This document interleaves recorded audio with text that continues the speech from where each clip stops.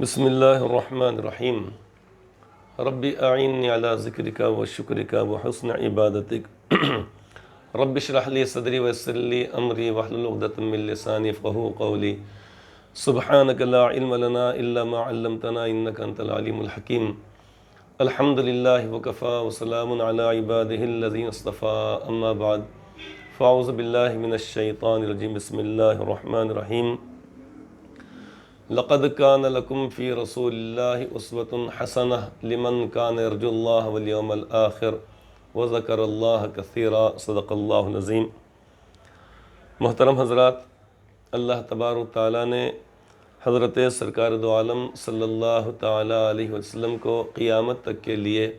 ایک نمونہ بنا کر اور اپنے آخری نبی بنا کر اللہ رب العزت نے مبعوث فرمایا یعنی بھیجا۔ آپ سے پہلے دنیا میں لوگوں کی ہدایت کے لیے 1,00,000 سے زیادہ حضرات انبیاء کرام علیہم السلام دنیا میں تشریف لائے ہیں، اور اللہ تبارک و تعالیٰ نے مختلف زمانوں میں، مختلف حصوں میں اور مختلف اوقات میں ان کو اللہ تبارک و تعالیٰ نے دنیا میں مبعوث فرمایا کہ وہ سارے کے سارے اللہ تبارک و تعالیٰ کے برگزیدہ اور معصوم بندے، جن کو حضرات انبیاء کرام علیہم السلام کہا جاتا ہے، انہوں نے آ کر اللہ تبارک و تعالیٰ کی وحدانیت یعنی ایک اللہ تبارک و تعالیٰ کی عبادت اور بندگی کا انہوں نے حکم دیا۔ جتنے بھی نبی دنیا میں آئے ہیں 1,00,000 سے زیادہ، سبھی نے یہی دعوت مشترک طور پر دی ہے کہ دیکھو لوگو، ایک اللہ تبارک و تعالیٰ کی بندگی کرو، ایک اللہ تبارک و تعالیٰ پر ایمان لاؤ، اس کے علاوہ تمہارا کوئی خالق اور مالک اور رازق نہیں ہے اور کوئی معبود نہیں ہے، یعنی عبادت اور بندگی کے لائق کوئی اور نہیں ہے۔ سارے کے سارے انبیاء کرام علیہم السلام نے یہی دعوت دی اور ساری انسانیت کو یہی پیغام دیا۔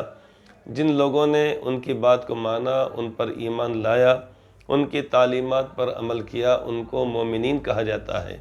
یعنی ایمان والے کہا جاتا ہے۔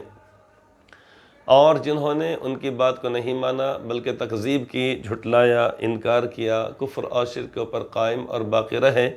ان کو کافر اور مشرک اور غیر مومن کہا جاتا ہے۔ یہ ہماری خوش نصیبی کی بات ہے کہ اللہ رب العزت نے ہم کو آپ کی امت میں پیدا فرمایا ہے، اور اللہ تبارک و تعالیٰ نے احسان عظیم فرمایا ہے۔ ہمارا اس بات پر یقین ہے کہ اللہ تبارک و تعالیٰ کے آپ آخری نبی ہیں، جیسا کہ قرآن کریم میں فرمایا گیا ہے، ما کان محمد ابا احد من رجالکم ولکن رسول اللہ وخاتم النبیین۔ تو اس میں اللہ تبارک و تعالیٰ نے آپ کو رسول اللہ قرار دیا اور خاتم النبیین قرار دیا، یعنی آپ پر نبوت کے سلسلے کو اللہ تبارک و تعالیٰ نے مکمل فرما دیا۔ تو ہمارا اس بات پر ایمان اور یقین ہے کہ آپ خاتم النبیین ہیں، اور یہ دین آخری دین ہے، اور اسی طریقے سے آپ پر جو کتاب نازل کی گئی جس کو قرآن کریم کہا جاتا ہے، وہ آخری کتاب ہے۔ جب اللہ تبارک و تعالیٰ نے آپ کو نبی اور رسول بنا کر مبعوث فرمایا، بھیجا، اب ضروری ہو جاتا ہے کہ آپ ہی کی تعلیمات پر عمل کیا جائے۔ اسی لیے پوری دنیا بھر کے اندر اس بات کی تعلیم دی جاتی ہے، بات بتلائی جاتی ہے، اور بعض مرتبہ اس بارے میں بلکہ اکثر و بیشتر بیانات ہوتے ہیں اور جلسے بھی ہوا کرتے ہیں جو سیرت النبی صلی اللہ علیہ وسلم کے عنوان سے ہوا کرتے ہیں۔ تو سیرت کیا ہے؟ در حقیقت اللہ کے نبی صلی اللہ علیہ وسلم کی تمام حیات مبارکہ، یعنی جس میں اللہ کے نبی صلی اللہ علیہ وسلم پر قرآن کریم کا نازل کیا جانا، اسی طریقے سے آپ کے سارے اخلاق مبارکہ،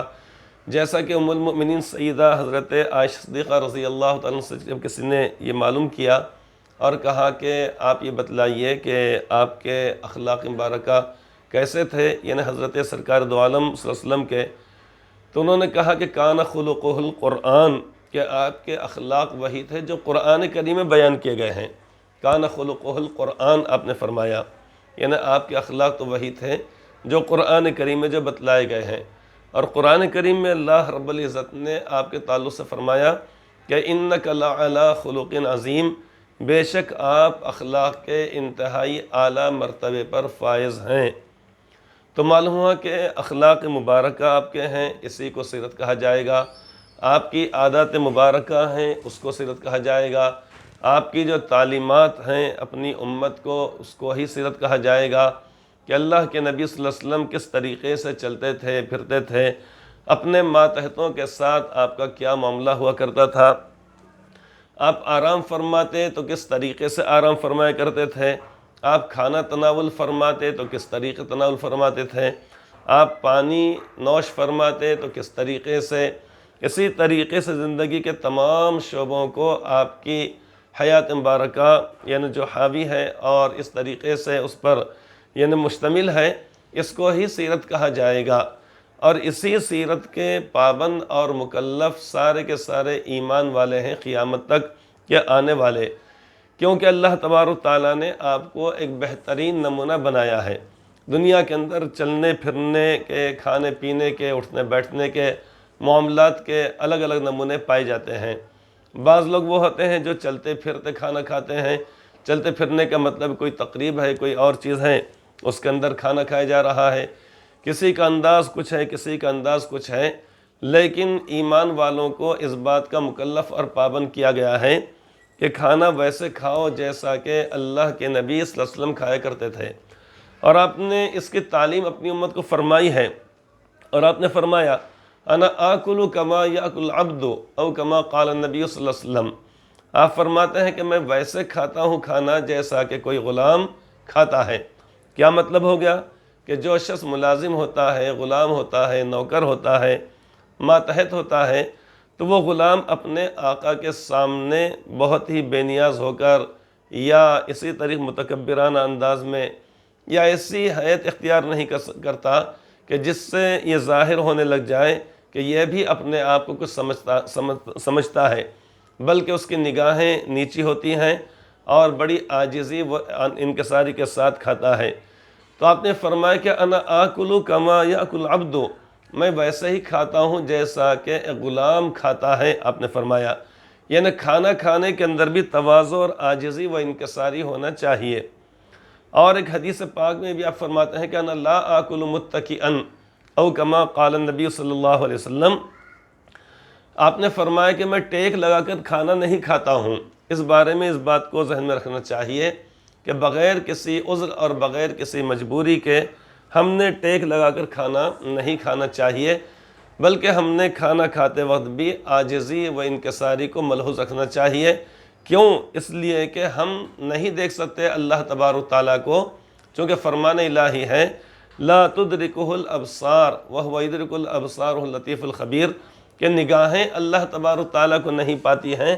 لیکن اللہ تبارک تعالیٰ نگاہوں کو پا لیتے ہیں۔ مطلب یہ ہے کہ سارے بندے اللہ تبارک تعالیٰ کی نگاہ میں، اللہ تبارک تعالیٰ کے علم میں ہیں، تو ہم اگرچہ کہ اللہ تبارک تعالیٰ کو نہ دیکھیں لیکن اللہ تبارک تعالیٰ تو ہم کو دیکھ رہے ہیں۔ لہٰذا ایک ایمان والے کا عمل کھانے پینے کے موقع پر بھی اتباع رسول اسے کہا جائے گا کہ اس کے اندر بھی عاجزی و انکساری ہونی چاہیے، کہ ہمارا بیٹھنے کا انداز ویسا ہو جیسا کہ اللہ کے نبی صلی اللہ علیہ وسلم بیٹھا کرتے تھے، جیسا کہ اس ہیئت کے تعلق سے وضاحت کی گئی ہے، بتلائی گئی ہے بات، کہ مثال کے طور پر دو زانو ہو کر انسان بیٹھے، ایک زانو ہو کر بیٹھے، یا اسی طریقے سے جیسے کہ نماز میں ہم بیٹھتے ہیں تشہد کی حالت میں جیسے بیٹھا جاتا ہے تو اس صورت میں بیٹھے، الا کہ اگر کوئی مجبوری ہے، کسی کے گھٹنوں میں درد ہے، پیر میں درد ہے، تکلیف ہے، یا کوئی بیمار اگر ہے تو وہ چہار زانو بیٹھے، اگر مانڈی ڈال کے بیٹھنا جسے کہا جاتا ہے، یا اسی طریقے سے ٹیک لگا کر بیٹھے، تو اس کے اندر کوئی گناہ کی بات نہیں، کوئی حرج کی بات نہیں، چونکہ وہاں پر مجبوری ہے۔ اور مجبوری کی حالت میں تو نماز کے بھی تعلق سے حکم یہ ہے کہ فرض نماز کے اندر قیام فرض ہے، کھڑے ہو کے پڑھنا لازمی ہے۔ لیکن اگر کسی شخص کے اندر بڑھاپا پایا جاتا ہے، کمزوری ہے، ضعف پایا جاتا ہے، تو پھر بیٹھ کر پڑھنے کا حکم یا اجازت ہے۔ بیٹھنے پر بھی اگر قادر اگر نہ ہو تو لیٹ کر پڑھنے کی، اشارے سے پڑھنے کی یعنی اجازت دی گئی ہے، تو یہ مجبوری کی صورت ہے۔ لیکن جہاں پر مجبوری نہ ہو تو اس صورت میں ہم نے کھانے کے اندر بھی اللہ کے نبی صلی اللہ علیہ وسلم کی اتباع کرنا چاہیے، اس لیے کہ کھانا کسی بھی حالت میں کھایا جائے، چاہے ٹیک لگا کر کھائے جائے، چاہے کسی بھی طریقے بیٹھ کر کھائے جائے، لیکن پیٹ تو بہرحال بھر جائے گا۔ لیکن اگر ہم ہیئت اگر ایسی اختیار کرتے ہیں کہ جس میں سنت جھلکتی ہو اور سنت کا انداز پایا جاتا ہو یا سنت کے مطابق ہو، تو یقینی طور پہ ہمارا پیٹ تو بھر جائے گا، لیکن ساتھ ساتھ یہ ہے کہ ہمارے اجر و ثواب میں بھی اضافہ ہو جائے گا۔ اس کے علاوہ ہم نے یہ سوچنا چاہیے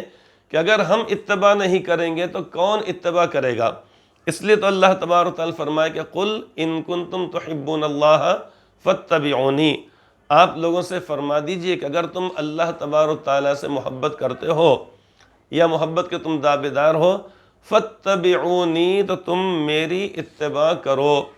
اتباع کا مطلب یہ ہوتا ہے کہ نقش قدم پر چلنا۔ تو اتباع چند چیزوں میں صرف نماز، روزے، زکوٰۃ اور حج کے اندر نہیں، بلکہ صبح سے لے کر شام تک ہمارے جتنے معمولات ہیں ان تمام کے اندر ایک ایمان والے نے معلوم کرنا چاہیے کہ اتباع کس چیز کے اندر ہے، یعنی کیسے میں کروں۔ اہل علم سے، علماء کرام سے معلوم کرنا چاہیے اور اس کے مطابق یعنی ہمارا عمل ہونا چاہیے۔ تو کھانے میں بھی ہماری اتباع ہونا چاہیے کہ سیدھے ہاتھ سے کھانا کھانے سے پہلے دونوں ہاتھوں کو دھو لینا، کھانا کھانے کے بعد ہاتھوں کو دھو لینا، ٹیک لگا کر نہ کھانا۔ اسی طریقے سے تواضع اور عاجزی و انکساری کے ساتھ کھانا کھاتے وقت اللہ تبارک و تعالیٰ کا شکر ادا کرنا، یہ اتباع اس کو کہا جائے گا۔ اللہ تبارک و تعالیٰ ہم سب کو آپ کی صحیح اتباع نصیب فرمائے، آمین۔